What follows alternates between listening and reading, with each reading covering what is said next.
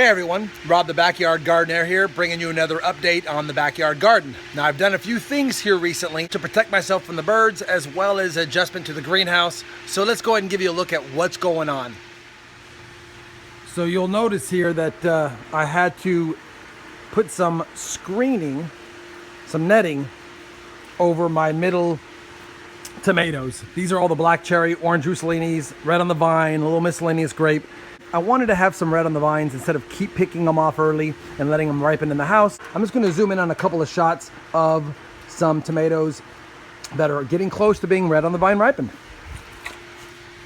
Got a couple of them down here. If you can take a look, you can clearly see how beautiful these guys are. I'm so excited that they're actually ripening on the vine this time. Got a few more back in here. Let me see if I can get a decent look. As you can see, got a nice pack of them right here, and they're also ripening. Pretty stoked about that. I'll show you the backside here in a second. Even a few of my orange Roussellinis now are starting to ripen now that I can leave them on the vine as well.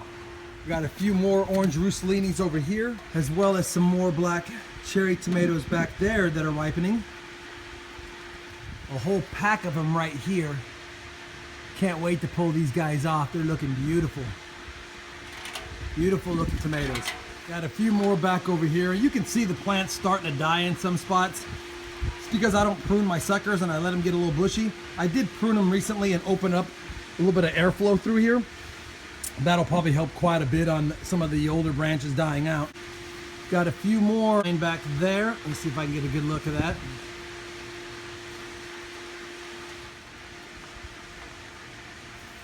So I'm really happy that I made the decision to go ahead and put the netting up because now the birds can't get to them.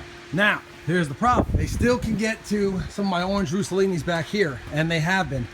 I've lost more than I've harvested on this plant, but we do have a few more of these oblong shaped ones coming in right here, as well as several of the true orange Rousselini style coming in over here, up here. Matter of fact, looks like we got one starting to turn right there, so I'll need to get that one off right here before they get to it. One's up there. Some more down here. In there. Back there and up here as well. So, lots of tomatoes coming in. I've harvested a few more of my Brandywines because they were ready. They just started to turn, but we still have another one coming in down there, as well as one right there, and another little one you might be able to see back here. There you go. So those are all doing pretty well, but that's it on the Brandywine. They're not producing a lot. On these black cherry tomato Roma crosses, I think they're Roma crosses just by their shape and taste. We've got several left here still to harvest. So we got a black cherry coming in up there starting to ripen. That's cool.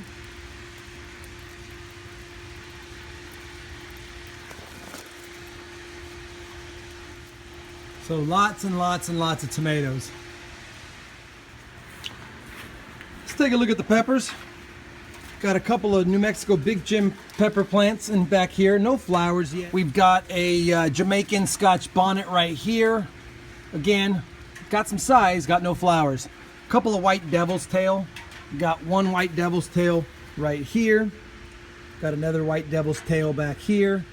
And a white devil's tail back there. Got a Bahamian goat pepper here.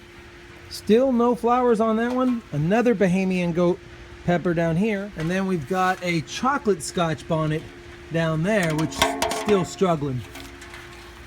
I harvested 3 of my New Mexico Big Jims already. And we've got, looks like 3 more coming in on the plant. And then I think even up here, if I remember, yeah, we've got another one coming in up there. This is my Caribbean blend pepper. It's got several great looking peppers on it. I've harvested 3. Let's get a little peek at what's going on down there. So you can see we've got a couple of new peppers coming in back here, as well as in over here, several of them, 3 more. Got a newly formed one coming in up here, which is nice. And if I get in here, we've got even another one, and I love the way that these look. And then we even have a ripe one which, you know what? I think I'll go ahead and pull this guy off. It's a good looking pepper. And I think we even have down here some more peppers coming in. So the Caribbean blend pepper is doing really well.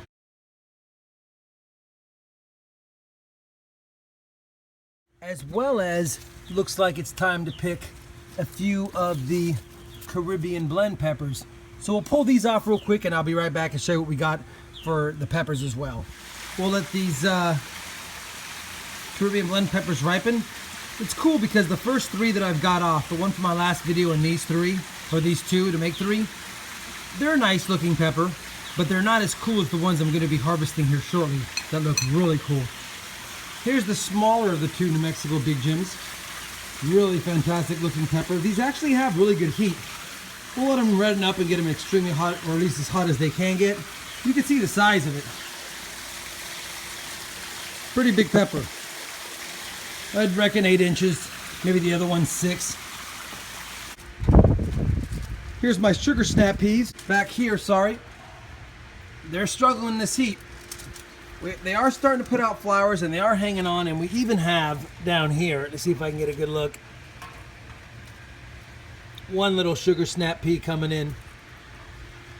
But I don't know if they're gonna make it. This Texas heats a lot because of the birds eating off the first 2 batch. They're about a month and a half too late.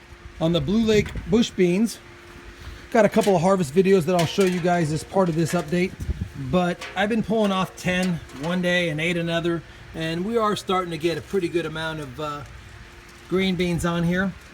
I won't go through all of them for you, but you'll see it in the harvest video what we got. So I figured it's time to do at least a small green bean harvest. By no means is this going to be a large one, but I do have some green beans that are ready to come off. So I figured in order to promote even more green beans and to start focusing the energy on all the small ones coming in, I'd pull some off. So let's go ahead and get started here. Obviously, that's a pretty nice size one. So we'll pull that off. I know that there's more down here. Let me see what I got here. So we definitely want to pull this one off here. It's starting to get a little big. So here's a couple. Looks like we've got another nice one right here. Pull that one off. And let's see what else we got down here. You know what? We'll go ahead and pull this one off too. Just about ready. It's a little smaller than the other one. A lot of green beans that are getting close, but I'm going to be a little picky, no pun intended, and I'm only going to pull off the few that are really ready. Here's one. I think this one can come off as well.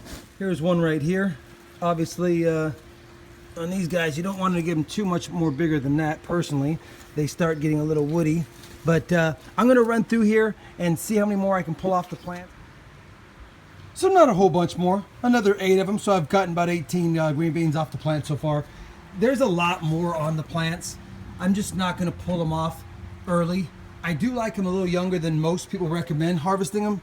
These are about probably a couple of days away from being maybe ideal, but I find that if I run out of time, all of a sudden I wait 2 extra days and then I'm screwed. So we'll keep harvesting here over the next couple of days and see what we get.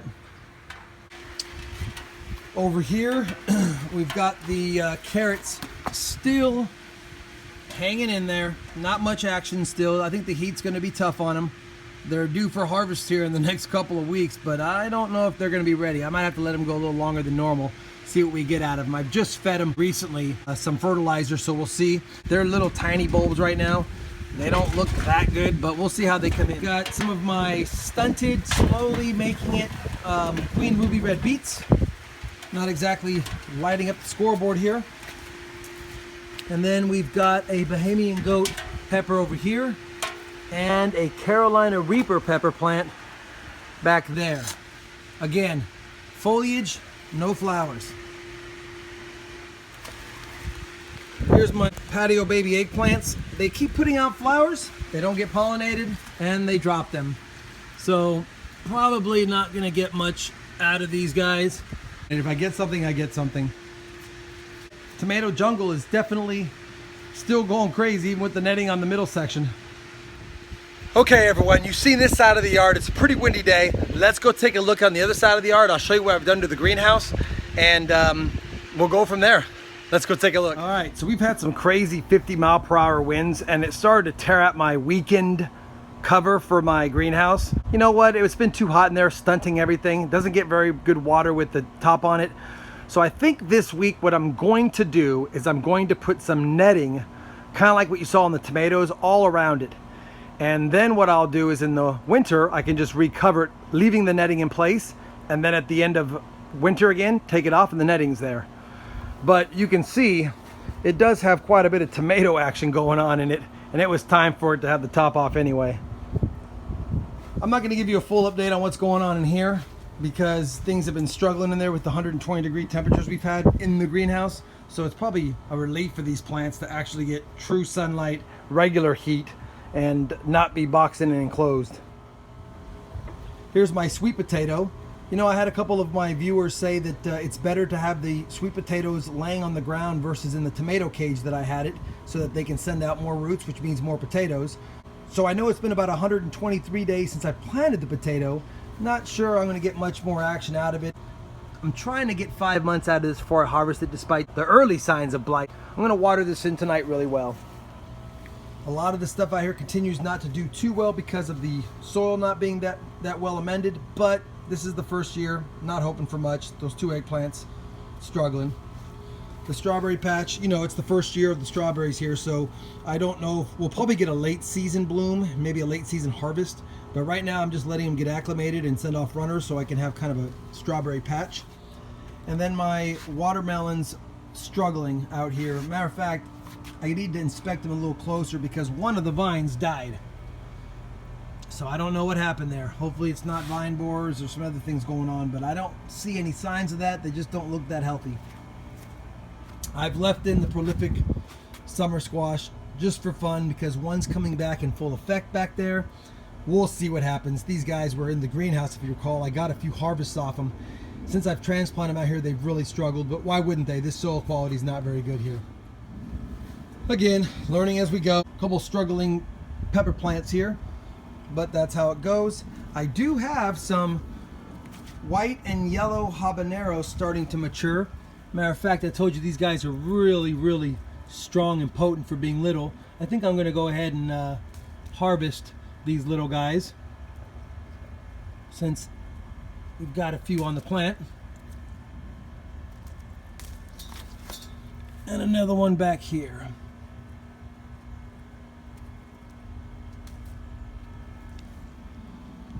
So as you can see, they're more yellow than they are white, but they are a little bit white. I'm going to let them finish up ripening in the house, see what I get out of them. The corn is struggling, but give it a little fertilizer. Looks like it's helped a couple of them out. This guy's even wanting to get some tassels right now, which is just silly. And as a matter of fact, this little mini corn even has an ear coming in. How crazy is that? Anyway, not much happening on them. My Thompson seedless grapevine plants, all I'm trying to do is get these guys used to the soil out here. I've been fertilizing them recently. They are growing. They're not the healthiest looking. And with a little bit of fertilizer, it looks like my blackberry bush, if you will, is starting to recover. So I'm pretty excited about that.